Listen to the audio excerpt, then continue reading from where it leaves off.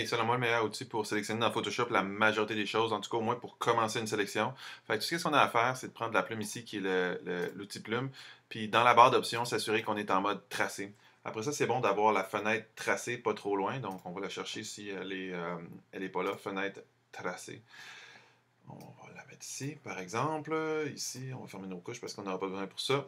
Fait que là, ce qu'il faut faire, c'est tout simplement ici, placer notre image, faire un bon zoom, s'assurer d'avoir la petite flèche blanche qui est ici, la petite flèche noire qui est ici. Fait que pareil comme dans Illustrator, on touche la flèche blanche, on prend la plume qui est là, puis on commence notre tracé. Clic, drag, clic, drag, clic, drag. Puis on essaie de faire les tracés le plus pur, possible, donc le moins de...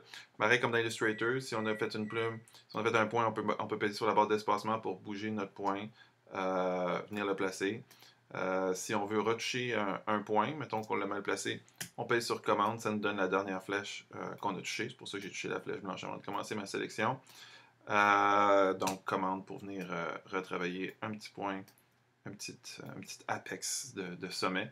Alt pour venir casser la poignée comme ça ici. Admettons qu'on a un petit sommet à faire comme cela. Donc, admettons qu'on a fini notre coccinelle ici. Je vais y aller juste rapidement pour les besoins de la cause.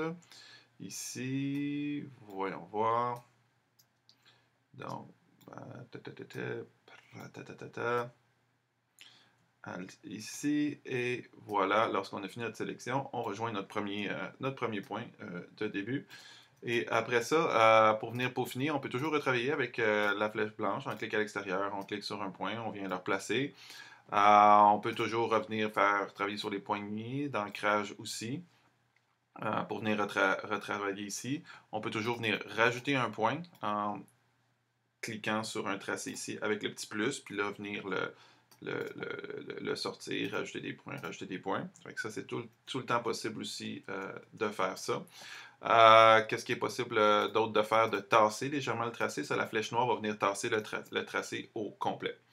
Fait qu'une fois que c'est terminé, le tracé de travail qui est ici, il est dans la fenêtre tracé de travail. Pour le transformer en sélection, ben, il y a plusieurs manières, c'est assez facile. Soit on prend le tracé de travail puis on clique sur les petites fourmis ici comme ça load les fourmis. Commande-clic dans la vignette aussi, ça load les fourmis. Puis aussi par le menu contextuel, convertir en sélection. Donc, une fois qu'on a notre tracé qui est activé, on s'en va sur notre calque ici, puis on clique sur ajouter un masque ou même sur la fenêtre de tracé ici. Voilà, j'ajoute un masque. Et du coup, ça m'a ajouté un masque à ma sélection. Puis après ça, dans mon masque, eh bien, ce que je peux faire, c'est venir travailler avec ma petite brosse pour venir rajouter les détails que j'aimerais rajouter sur mon tracé, tout simplement, sur mon masque, en venant tracer avec du blanc et du noir, dépendamment des zones que j'ai pas rajoutées.